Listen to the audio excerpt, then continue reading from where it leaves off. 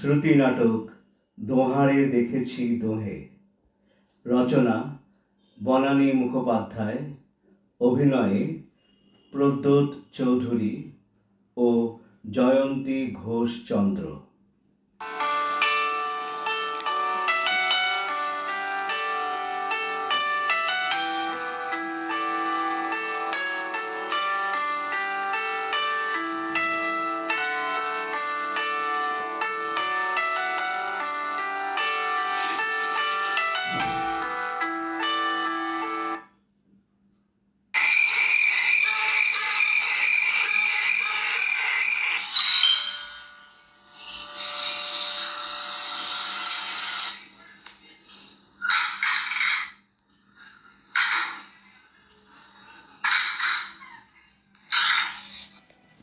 এ কি, তুমি এখনো শোওনি? না। খেয়ে নিয়েছো তো? না। সে কি, কেন? রাত 12টা বাজে। তুমি জানো রাত 12টা বাজে? ও মা, জানবো না কেন? আমার হাতে ঘড়ি নেই? আছে, আমি মনে করেছিলাম নেই। না না, আছে বই কি, সেই জন্যই তো জিজ্ঞেস করছি। কত রাত্রির হয়ে গেছে, তুমি খাওনি কেন? তুমি বোধহয় ভুলে গেছো গত 10 বছর আমরা দুজনে রাত্রে একসঙ্গে খাই। ও বাবা, তোমার মেজাজ যে একেবারে সপ্তমে। কি হলো কি, কেউ এসেছিল? কথাটা কি হেসে উড়িয়ে দেবার মতো? মানে তোমার তাই মনে হচ্ছে? বিকেল 4টের সময় বেরিয়েছো, ফিরলে রাত 12টা। এটা ভদ্রলোকের বাড়ি নাকি? এ আবার কেমন কথা? রাত 12টা কেন হলো সেটা তো তোমার জানার দরকার। না, আমার জানার দরকার নেই। নিশ্চয়ই দরকার আছে। কারণটা না জেনে তুমি অযথা মেজাজ গরম করবে, তা হবে না। এটা ঝগড়া করার সময় নয়, ঘুমোবার সময়। আমার ঘুম পেয়েছে, আমি যাচ্ছি। তার মানে তুমি খাবে না? না, খিদে নেই। খিদে নেই না খাবার ইচ্ছে নেই, কোনটা? কেন শুধু শুধু কথা বাড়াচ্ছ? বলছি না আমার ঘুম পেয়েছে, আমি শুতে যাচ্ছি। না, দাঁড়াও। চন্দননগর থেকে শ্যামবাজার আসতে কতক্ষণ লাগে বলে তোমার মনে হয়? ফাংশন শেষ হওয়ার সঙ্গে সঙ্গে আমি ফোন করেছি, একবারও পাইনি। শুধু এনগেজড আর এনগেজড। হ্যাঁ, তোমার প্রিয় পাঠক পাঠিকাদের ফোনে তোমার কুশল সংবাদ দিতে দিতে আমি তখন ক্লান্ত হয়ে পড়েছি। আসার পথে সুনীলদা, নবনীতাদি, অমিতাভদাকে পৌঁছে তবে তো আমাকে পৌঁছে দিয়েছে। রাত হবে না? তোমার দাদা দিদিদের নামের লিস্টটা আমায় না শোনালেও চলবে। এরা তো একসময় তোমারও প্রিয় দাদা দিদি ছিলেন, তাই না? হঠাৎ তারা শুধু আমার দাদা দিদি হয়ে গেলেন কি করে? সেটা জানার আমার কোনো দরকার নেই। তুমি জানো অবান্তর কথা বলাটা আমি একদম পছন্দ করি না। আমি শুতে যাচ্ছি। শোনো, তুমি যাবে না, এখানে বসো। আমার কটা কথা তোমায় শুনতেই হবে। না, তোমার কোনো কথা শোনার আমার এতটুকু ইচ্ছে নেই। এই যে বিকেল 4টে থেকে রাত 11টা পর্যন্ত তোমার 20টা ফোন এসেছে। নামগুলো লিখে রেখেছি, দেখে নিও। তা রাতটা কিসের জন্য হয়েছে? রাত করে বাড়ি আসার জন্যে, না 20টা টেলিফোনের জন্যে? তোমার তো যথেষ্ট বুদ্ধি আছে, নিজেই বুঝে নাও। এক সময় আমি কিন্তু সারাদিনে তোমার 60-70টা ফোন রিসিভ করেছি। আমার রাগ হয়নি, আমার আনন্দ হয়েছে, আমার গর্ব হয়েছে। কবি হিসেবে আমার স্বামীর যে এতটা নাম, তার জন্য নিজেকে খুব অহংকারী মনে হয়েছে। তোমার স্ত্রী হবার অহংকার, বিখ্যাত কবি দিবাকর বোসের সহধর্মিণী হবার অহংকার। তা এই কথাটা আজকে নতুন করে বলবার কি আছে? আছে আছে, বলবার আছে। লিখতে আমি কোনোদিনই চাইনি, তুমি ইনসিস্ট করেছো লিখতে। আমি ভয় পেয়েছি, তুমি তুমি ভয় ভাঙিয়েছো, সাহস দিয়েছো সব সময়। বলেছো লেখা তোমার রক্তে, লেখক বাবার মেয়ে লেখিকা হবে, এতে ভয়ের কি আছে? বলনি বলনি তুমি যে এটাই ন্যাচারাল? তা সেই ন্যাচারাল আজ হঠাৎ এমন অ্যাবনর্মাল হয়ে গেল কি করে? কারণ ব্যাপারটা নর্মাল নেই বলে, তাই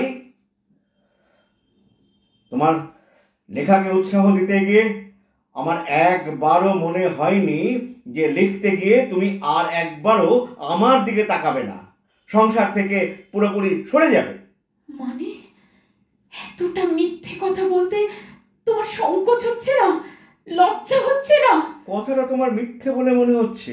না না, মিথ্যে নয়। নিজের মনকেই জিজ্ঞেস করে দেখো, কতদিন তুমি রান্নাঘরে যাওনি, আমার পছন্দ মতো কিছু রান্না করনি, কতদিন। তুমিও নিজের মনকে জিজ্ঞেস করে দেখো, এক সময় তুমি আমায় বলেছিলে কিনা একদম রান্নাঘরের দিকে যাবে না, লোক আছে সে রান্না করবে, তুমি শুধু লিখবে, মন দিয়ে লিখবে। বলনি বলনি তুমি? তার মানে এই নয় যে কখনোই রান্না করবে না, কখনোই আমার কথা ভাববে না। এই কথাটা তুমি বলতে পারলে? আমি তোমার কথা ভাবি না, ভালোবাসি না, বলতে পারলে? 3টে পুজো সংখ্যার লেখা আমার হাতে। স্বভাবতই আমি একটু ব্যস্ত হয়ে পড়েছি, হয়তো হয়তো সেই জন্য একটু কম নজর দিয়েছি তোমার দিকে। তাই বলে তাই বলে তুমি এ কথা বলবে যে আমি তোমার কথা ভাবি না?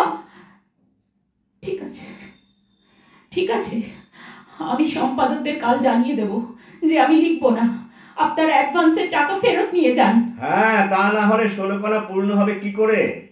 দিবাকর বোসকে আরো নিচে না নামালে চলবে কি করে? তুমি কি বলছো তুমি বুঝতে পারছো? নেশা যে করনি সেটা তো বুঝতেই পারছি, নেশা না করেই ভুল বকছো। ভুল বকছি? তা না তো কি। একটা কথার উত্তর দাও তো, তুমি কি চেয়েছিলে?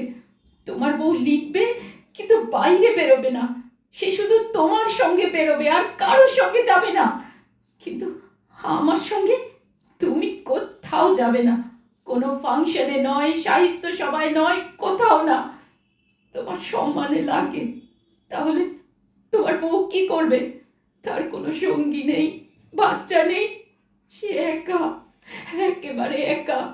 কতক্ষণে তুমি বাড়িতে আসবে, তার জন্য সারাদিন সে শবরের প্রতীক্ষায় থাকবে। এই তো চেয়েছিলে তুমি। হ্যাঁ, এই চেয়েছিলাম আমি অম্বাবসের স্বামী হয়ে বাঁচতে চাইনি, তার সেক্রেটারি হয়েও বাঁচতে চাইনি। আমার নিজস্ব পরিচয়ে কবি অধ্যাপক দিবাকর বসু হয়ে বাঁচতে চেয়েছি। কেন কেন চেয়েছো? তোমার সাফল্যের আলোয় যদি আমি আলোকিত হতে পারি, তবে আমার যশের কিরণে তুমি কেন উদ্ভাসিত হবে না? কেন? কোথায় লাগছে তোমার? বলো।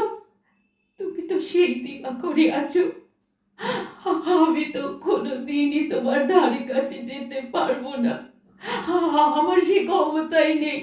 তবে তবে তোমার কি অসুবিধা হচ্ছে? কেন স্পষ্ট করে বলো না, তুমি কি চাও? তোমার ইচ্ছের বিরুদ্ধে আমি তো কোনোদিন যাইনি, তবে কেন কেন আমায় বাধ্য করছো তোমার মুখের উপর কথা বলতে?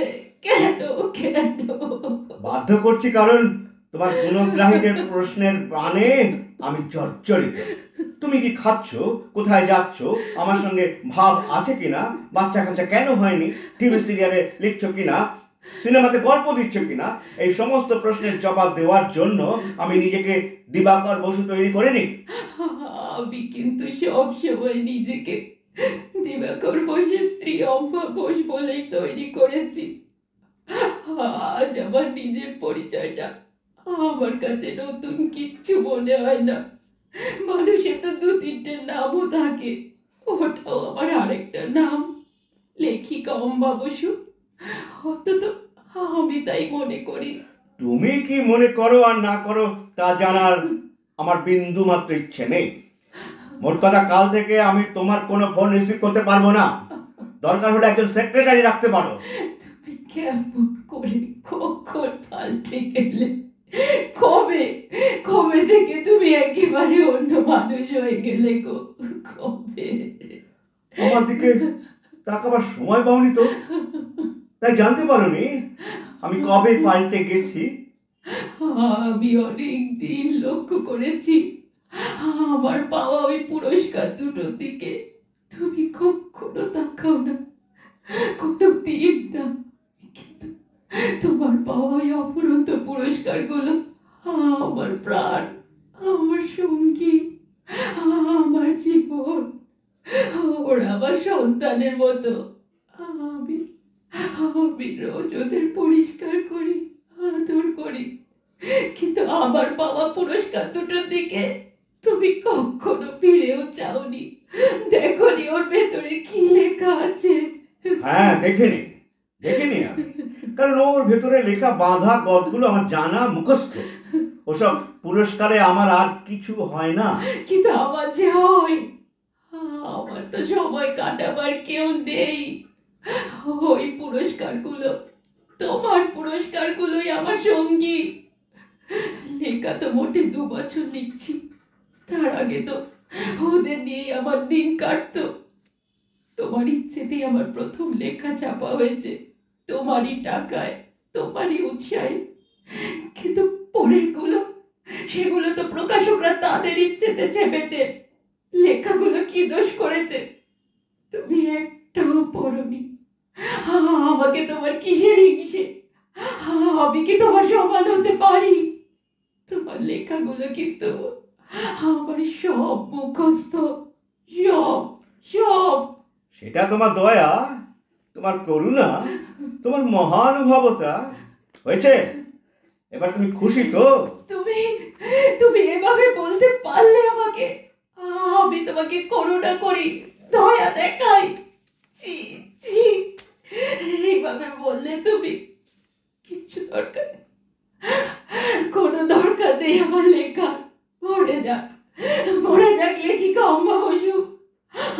আমার লেখাকে যদি তোমার একমাত্র শত্রু বলে মনে হয়, আমি লিখবো না, আমি আর লিখবো না, কোনো দিন না। শুধু শুধু মিসেস দিবাকর বোস হয়ে আমি বেঁচে থাকবো, শুধু মিসেস দিবাকর বোস হয়ে, শুধু। আমা, আমা, কি হলো আমা? শুনেছি আশাপূর্ণা দেবী যখন রাষ্ট্রীয় পুরস্কার পেয়েছিলেন, অনেক বেশি বয়সে, তার বৃদ্ধ স্বামী বলেছিলেন, আমার খুব ইচ্ছে করে সারা কলকাতাকে আলো দিয়ে সাজাতে, কিন্তু তা তো পারবো না। আমি আমার পাড়াটাকে আলো দিয়ে সাজাবো। তার ভালোবাসার আলোয় আশাপূর্ণা দেবীকে তিনি উজ্জ্বল থেকে উজ্জ্বলতর করে তুলেছিলেন। কিন্তু আমি তো আশাপূর্ণা নই, আমি তারই পথে পা রাখা অতি ক্ষুদ্র একজন মানুষ। আমি আলোর রোশনাই চাই না, আমি চাই তোমার ভালোবাসা নিয়ন আলোয় তুমি আমায় সাজিয়ে দাও। আর কিচ্ছু চাই না, কিচ্ছু না। প্লিজ আম্মা, প্লিজ কেঁদো না। Sorry, I am very sorry আম্মা, প্লিজ কেঁদো না। কি ব্যাপার? এত রাত্রে ফোন, 3:30 বাজে প্রায়। কার আবার বিপদ হলো? ধরতে হবে না, ধরতে হবে না ফোন। প্লিজ প্লিজ আম্মা, তুমি একটু চুপ করো। এত রাত্রে ফোন, নিশ্চয়ই কোনো জরুরি খবর। হ্যালো, কে? নীলেশ দা? কি ব্যাপার? হ্যাঁ, কি অম্বা অ্যাওয়ার্ড পেয়েছে বলছেন কি? সাহিত্য একাডেমি, ভেরি গুড। হ্যাঁ, ডাকবো ওকে। কি এখনই খবর পেয়েছেন? আপনি অফিস থেকে ফোন করছেন? ও thank you Nilesh da. Nilesh da, wrong number, এটা রং নাম্বার। আপনি ভুল জায়গায় ফোন করেছেন। এখানে অম্বা বসু থাকে না, এখানে থাকে না অম্বা বসু। চুপ করো আম্মা, প্লিজ প্লিজ প্লিজ। রাখি নীলেশ দা। হ্যাঁ হ্যাঁ, সকালে দেখা করবো। আচ্ছা আচ্ছা, ঠিক আছে ঠিক আছে। আম্মা, এবার একটু শোবে চলো। ওই দেখো, ভোরের ছোঁয়া লেগে গেছে চারিদিকে। আম্মা, আমাদের জীবনেও নতুন ভোরের ছোঁয়া লাগুক। একটু ঘুমিয়ে নাও, কাল সকাল থেকে নতুন লেখাগুলো ঠিক করতে হবে তো। চলো, কাল থেকে আমি তোমার সঙ্গে সব জায়গায় যাব। যাবে? হ্যাঁ, আর তুমি একা নও, আমি তোমার পাশে থাকবো। দিবাকর, হ্যাঁ, এবার শো আম্মা। হ্যাঁ, হ্যাঁ, চোখ বোঝো, আমি তোমার মাথায় হাত বুলিয়ে দিই অম্বা। আ- তুমি তুমি ঘুমো। তোমায় একটা রিকোয়েস্ট করব। বলো, বলো অম্বা। তোমার মনে আছে বিয়ের পর যখন আমরা প্রথম দার্জিলিং গেছিলাম, পূর্ণিমার রাত্রে কাঞ্চনজঙ্ঘা দেখতে দেখতে তুমি একটা কবিতা বলেছিলে? হ্যাঁ, হ্যাঁ, আমার খুব ভালো লেগেছিল। হ্যাঁ। আজকে এই প্রথম সূর্যের আবছা আলোয় হুম, আবার শোনাবে হুম। সেই কবিতাটা? নিশ্চয়ই শোনাবো, নিশ্চয়ই শোনাবো অম্বা। দুজনের চোখে দেখেছি জগৎ, দোহারে দেখেছি দোহে, মরুপথ তাপ দুজনে নিয়েছি সহে, ছুটিনি মোহন মরিচিকা পিছে পিছে, ভুলাইনি মন সত্যের করি মিছে, এই গৌরবে চলিব এভাবে, যতদিন দোহে বাঁচি, এ বাণী প্রেয়সী হুক মহিয়সী। তুমি আছো, আমি আছি। তুমি আছো, আমি আছি। তুমি আছো, আমি আছি।